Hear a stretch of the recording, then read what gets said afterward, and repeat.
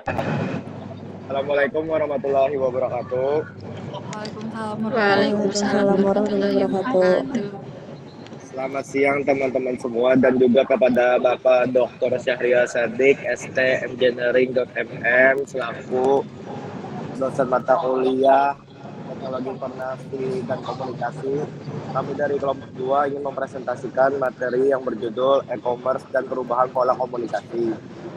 Adapun nama kelompok kami yang pertama Taufik Adipati saya sendiri, kemudian Jenima Angelika, Aurin Najila Puja Kahira, Resma Sofia Rahmaningsi, Sofia Dila Putri, dan Najila Cantika. Baik, langsung saja memasuki materi pertama yaitu yang berjudul pengertian e-commerce. E-commerce atau perdagangan elektronik mengacu pada proses membeli dan menjual barang atau jasa melalui internet. E-commerce menawarkan berbagai kelebihan seperti kemudahan berbelanja dari mana saja dan kapan saja, perjangkauan pasar yang luas, serta pengalaman pelanggan yang dipersonalisasi melalui analisis data. Selanjutnya memasuki materi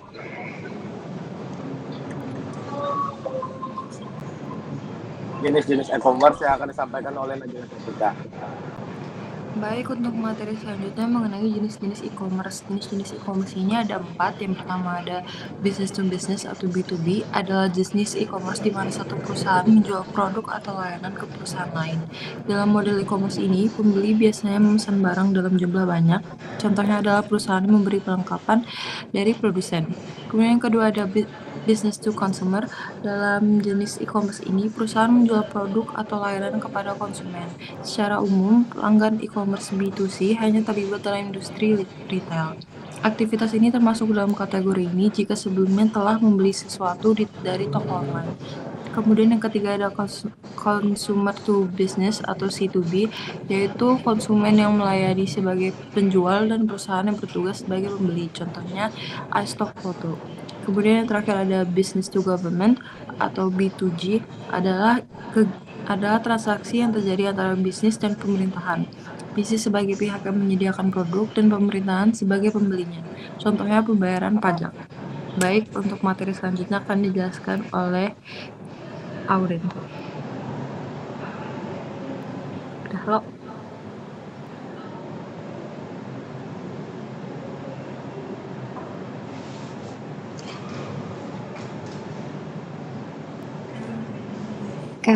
Kak digeser.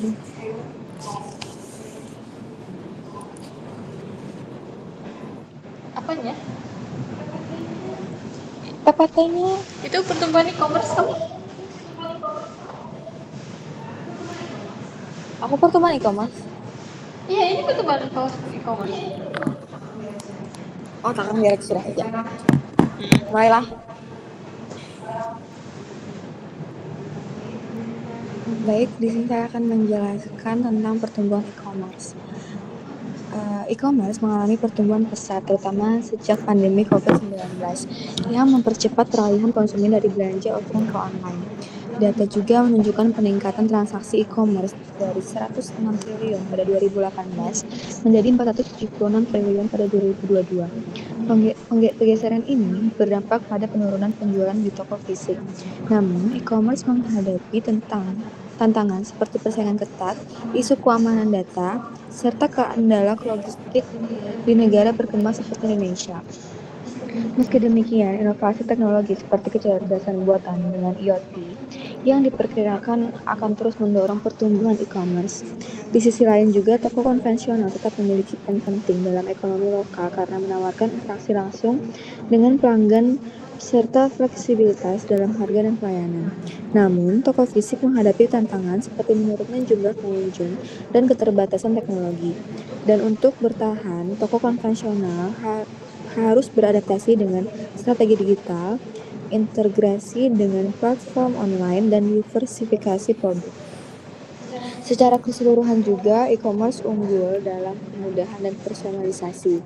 Sementara toko konvensional juga lebih kuat dalam layanan personal dan kepercayaan pelanggan. Harga menjadi faktor utama di mana e-commerce sering menawarkan harga lebih kompetitif, sedangkan toko fisik memberikan pengalaman belanja yang lebih personal. Sekian dari saya kembalikan kepada moderator.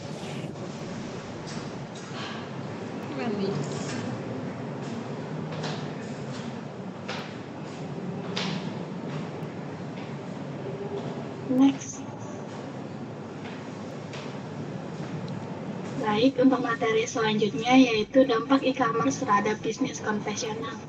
Ternyata pertumbuhan e-commerce itu memiliki dampak tersendiri untuk bisnis konvensional. Nah, kita mulai dari dampak negatifnya terlebih dahulu. Yang pertama, itu ada penurunan penjualan offline, di mana banyak pelanggan yang beralih ke belanja online karena lebih praktis, harga lebih kompetitif, dan banyak promo. Hal ini menyebabkan penurunan penjualan di toko fisik atau konvensional. Kemudian yang kedua yaitu persaingan harga yang ketat. E-commerce memungkinkan pelanggan membandingkan harga dengan mudah, sehingga bisnis konvensional seringkali kesulitan bersaing dalam hal harga. Kemudian yang ketiga itu biaya operasional yang tinggi. Nah, toko fisik itu harus menanggung biaya seperti sewa tempat, listrik, dan gaji karyawan yang tidak selalu diperlukan dalam model bisnis e-commerce. Kemudian yang keempat yaitu perubahan perilaku konsumen.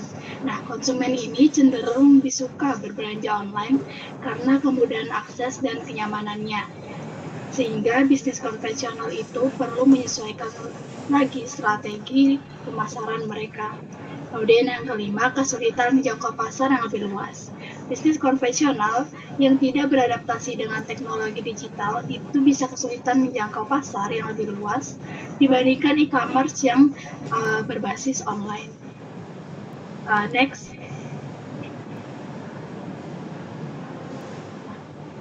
Tapi ternyata dari pertumbuhan e-commerce tersebut ada dampak positifnya juga nih untuk bisnis konvensional.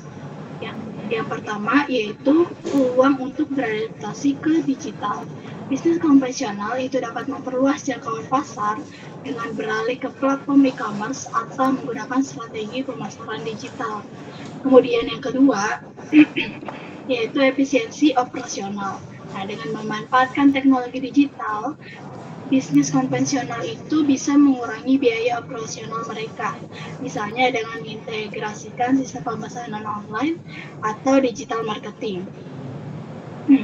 Kemudian yang ketiga yaitu peningkatan akses ke konsumen baru.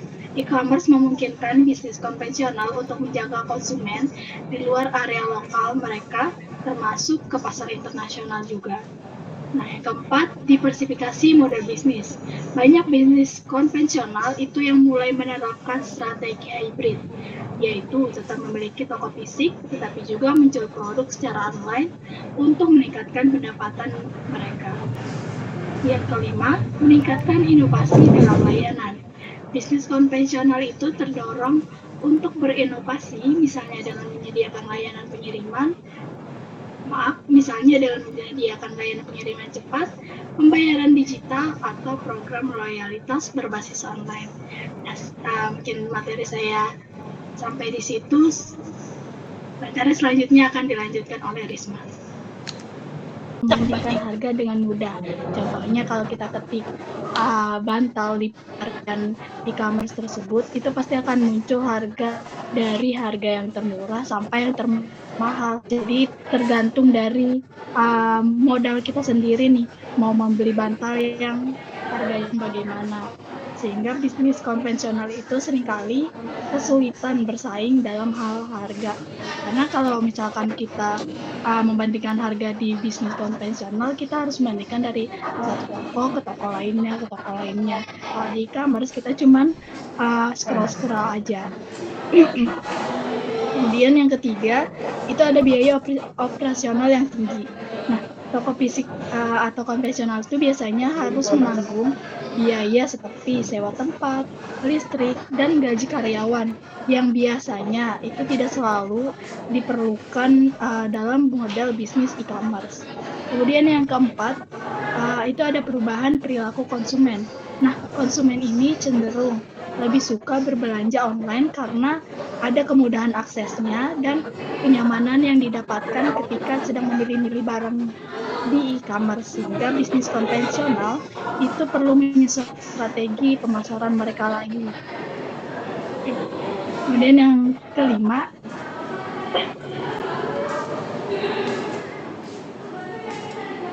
kelima, itu ada kesulitan menjangkau pasar yang lebih luas.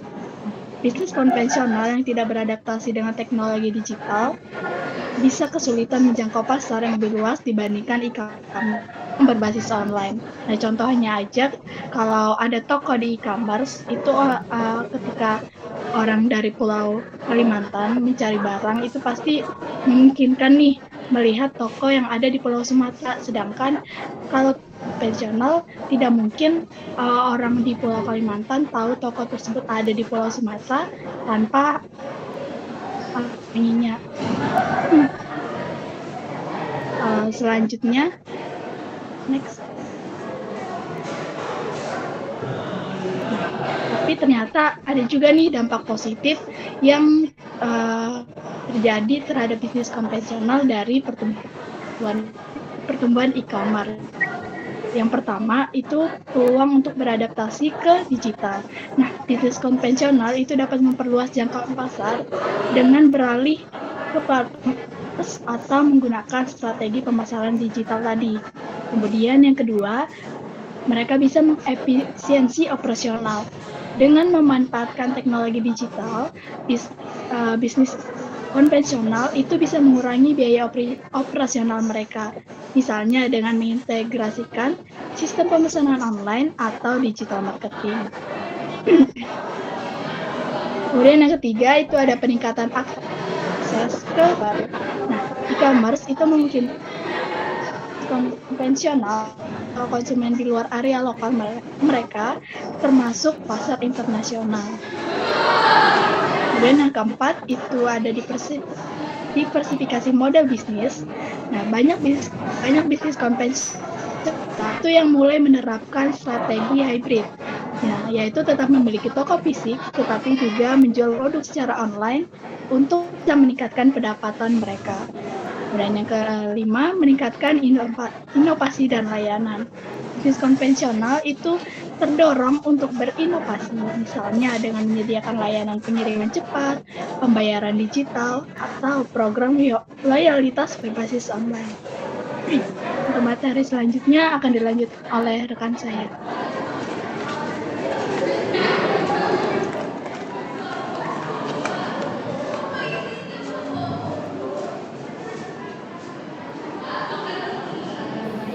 Baik, berikutnya adalah faktor-faktor yang mempengaruhi keputusan pembelian online konsumen. Yang pertama ada faktor pribadi, di mana faktor pribadi mencakup berbagai karakteristik unik yang membentuk identitas individu dan mempengaruhi preferensi serta pilihan mereka dalam proses pembelian. Faktor ini bersifat dinamis dan terus berkembang seiring perubahan dalam hidup seseorang.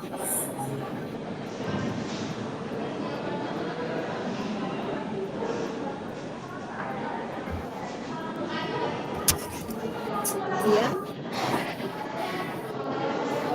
psikologis.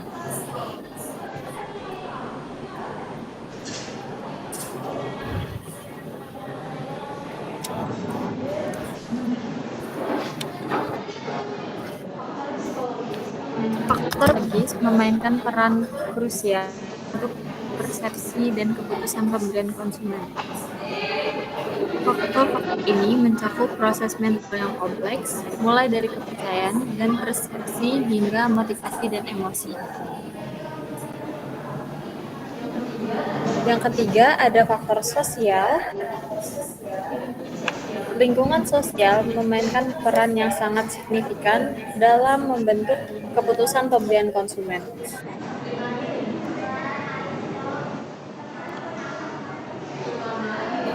Di era digital saat ini, interaksi dengan keluarga, teman, dan komunitas online dapat mempengaruhi persepsi dan preferensi konsumen. Next. Faktor teknologi dan akses. Aspek teknologi dan aksesibilitas platform e-commerce memainkan peran krusial dalam membentuk pengalaman belanja online konsumen.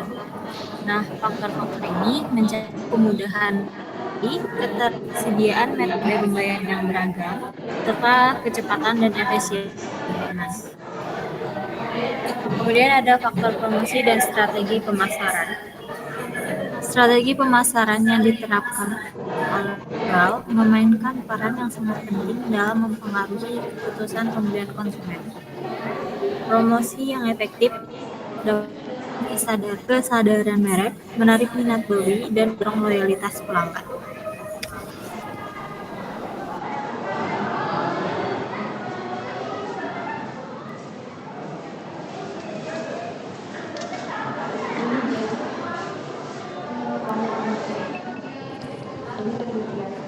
Oke, materi selanjutnya itu mengenai peran teknologi AI dalam personalisasi pengalaman pelanggan di e-commerce.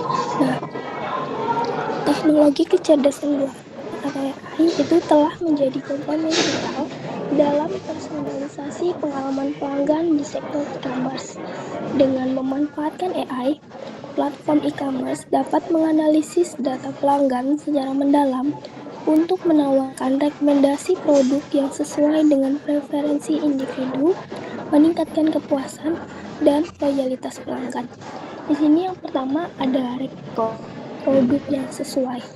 Nah, AI memungkinkan standar yang lebih canggih dengan menganalisis data perilaku pelanggan seperti riwayat pencarian, pembelian sebelumnya, dan preferensi.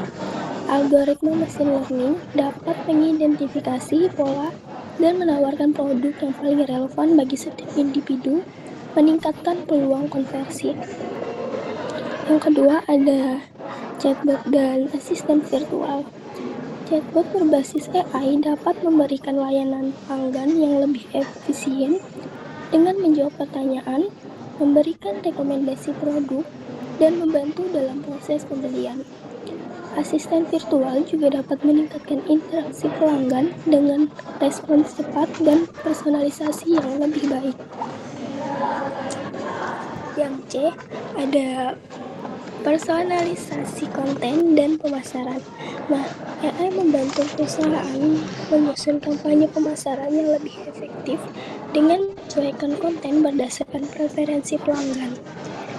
Teknologi ini memungkinkan pembuatan email, iklan, dan notifikasi yang dan dipersonalisasi sehingga meningkatkan keterlibatan pelanggan.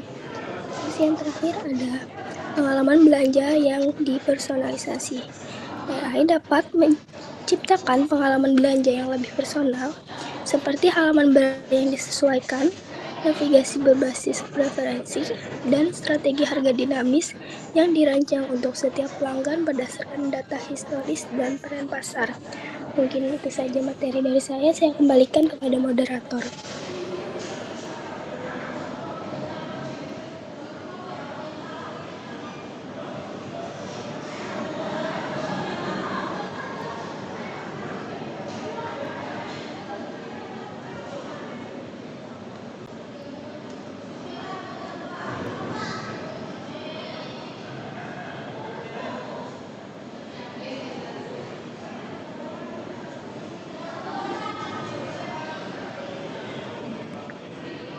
Baik, selanjutnya memasuki sesi tanya jawab. Silakan kepada kelompok membahas untuk resen.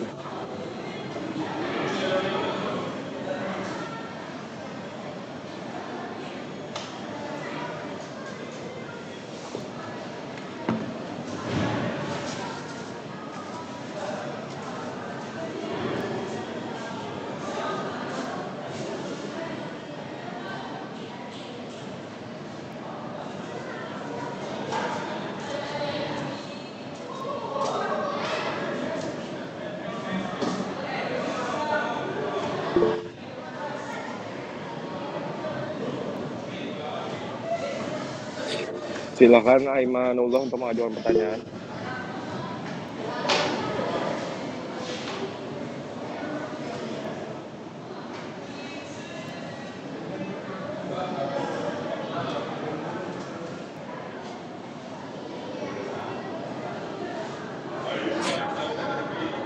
Aimanullah, dipersilakan untuk pertanyaan. Ya, sebentar. Perkenalkan kembali, nama aku Aimanullah dari kelompok 3. Pertanyaanku ini kan perkembangan e-commerce makin pesat, terutama setelah pandemi. Kira-kira faktor apa saja sih yang bikin e-commerce itu tumbuh dengan begitu cepat? Terima kasih.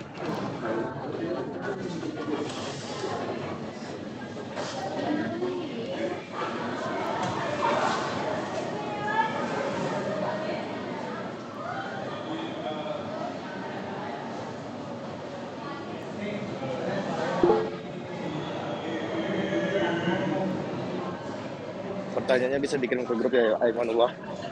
Silahkan selanjutnya, Baikser.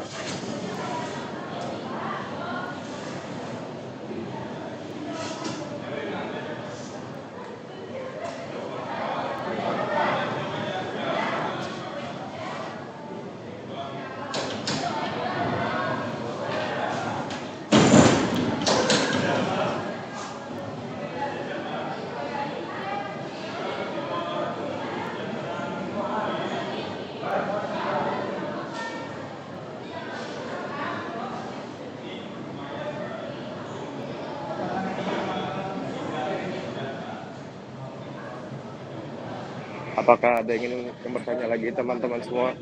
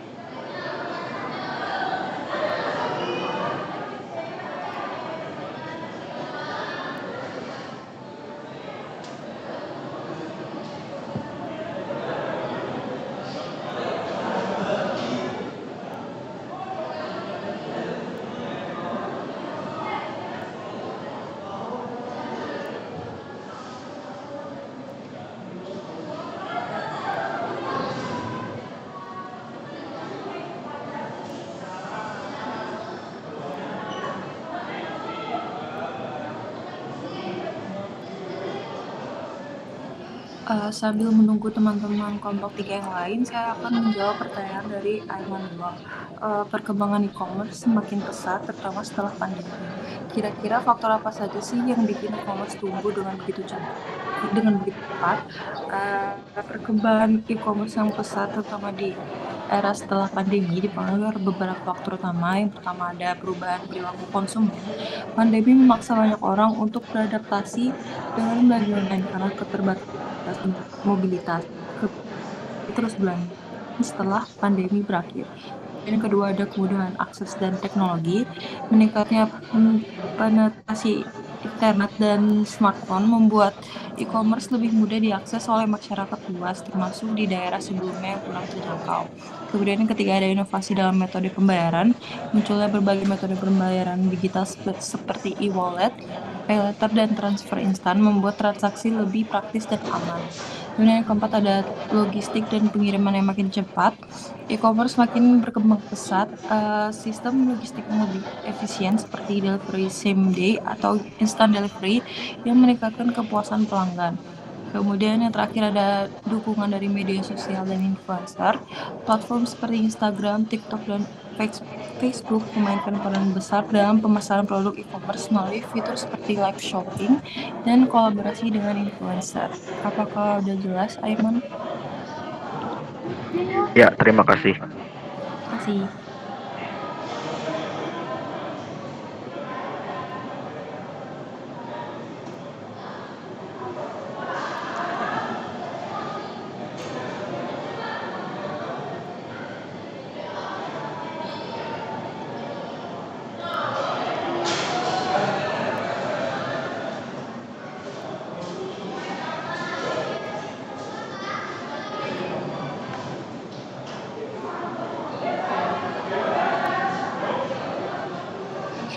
Baik, teman-teman yang lain, apakah ada yang ingin bertanya lagi?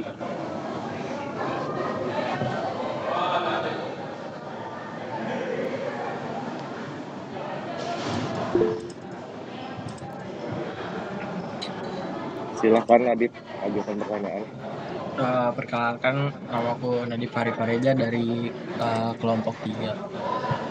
Nah, tadi di dalam makalah itu ada menyebutkan bahwa program loyalitas dan diskon itu adalah strategi efektif untuk meningkatkan loyalitas pelanggan.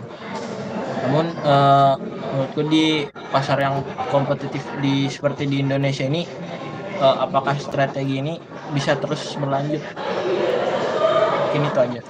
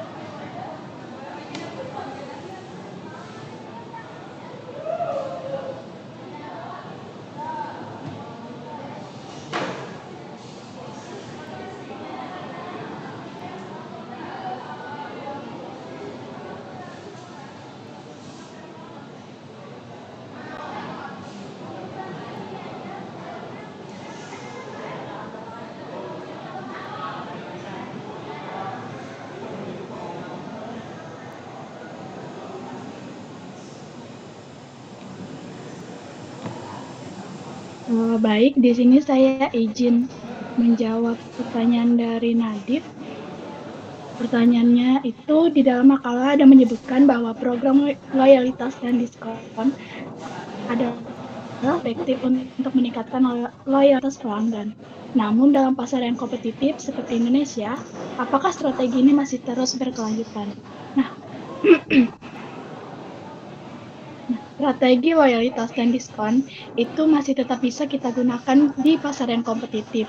Tapi ada beberapa hal yang kita perlu perhatikan agar strategi ini tetap efektif dan tidak merugikan bisnis dalam jangka panjang.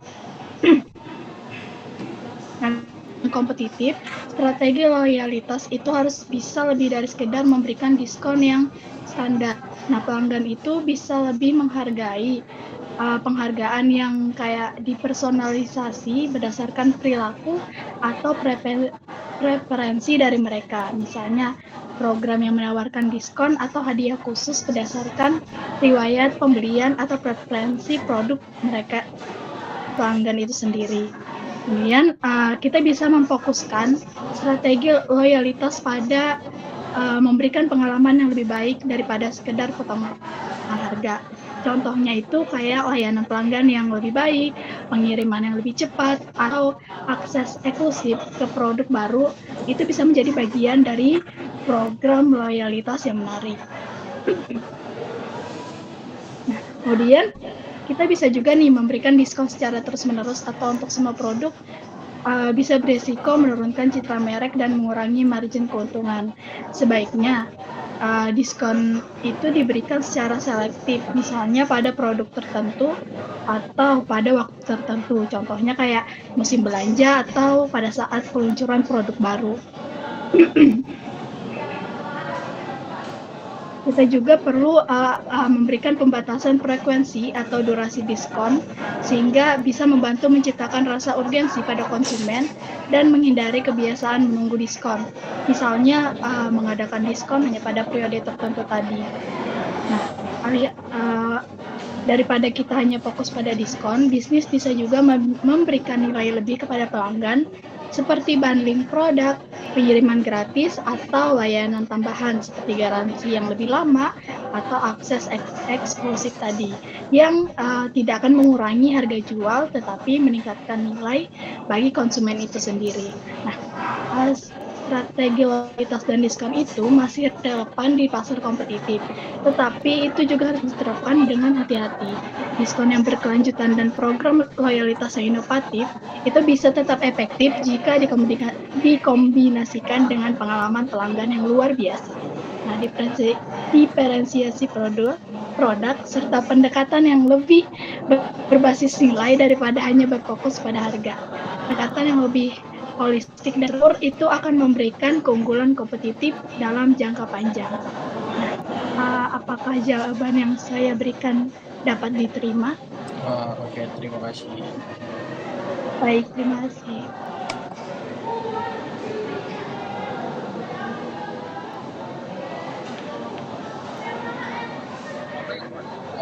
Baik, untuk teman-teman yang lain, apakah ini ada yang ingin lagi?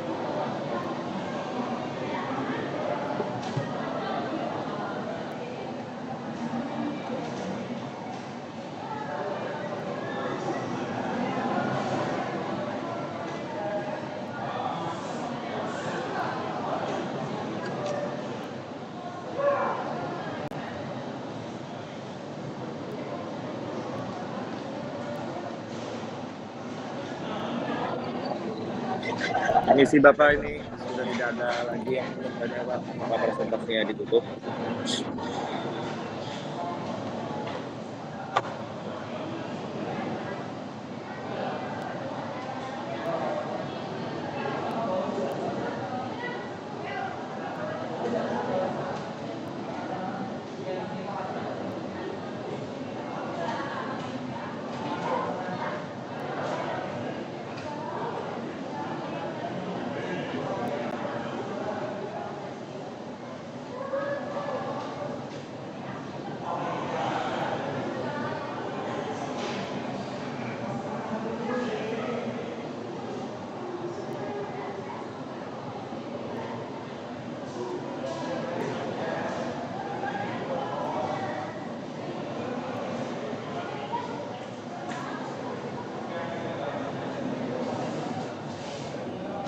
Permisi Bapak, untuk presentasinya sudah tidak ada lagi yang ingin bertanya, apakah itu sudah selesai?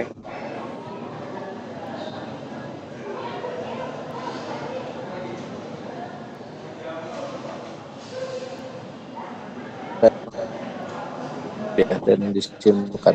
Silakan bisa ditutup.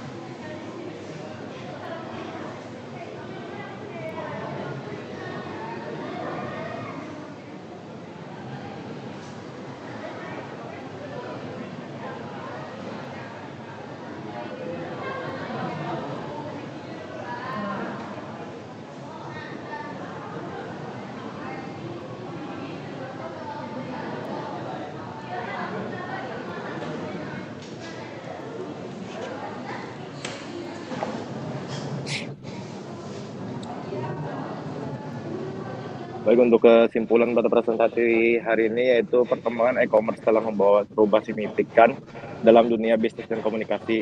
Dengan kemajuan teknologi informasi dan komunikasi, transaksi jual beli kini dapat dilakukan secara daring dengan lebih cepat dan efisien.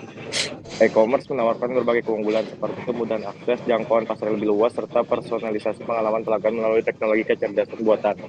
Namun, di balik berbagai keuntungan tersebut, terdapat tantangan yang harus dihadapi seperti persaingan bisnis yang makin ketat, isu keamanan data, serta perubahan perilaku konsumen yang bergantung pada layanan digital. Oleh karena itu, perusahaan dan pelaku bisnis perlu beradaptasi dalam perubahan ini melalui inovasi dan strategi yang tepat agar kompetitif di era digital. Secara keseluruhan, e-commerce telah membentuk landscape bisnis modern dan mengubah pola komunikasi antara penjual dan pembeli. Dengan pemahaman yang mendalam tentang tren dan dinamika e-commerce, diharapkan pelaku bisnis dapat memanfaatkan peluang yang ada serta menghadapi tantangan dengan solusi yang efektif. Kedepannya, perkembangan sektor teknologi akan terus mendorong transformasi digital dalam berbagai sektor, menjadi e-commerce sebagai bagian tak terpisahkan dari kehidupan masyarakat global. Sekian presentasi dari kelompok 2, kami akhiri. Assalamualaikum warahmatullahi wabarakatuh.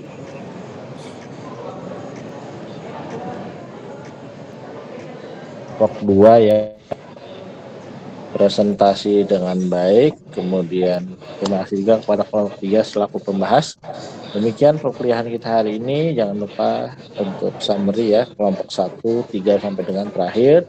Kelompok 2 mengupload videonya ke YouTube dan upload PPT serta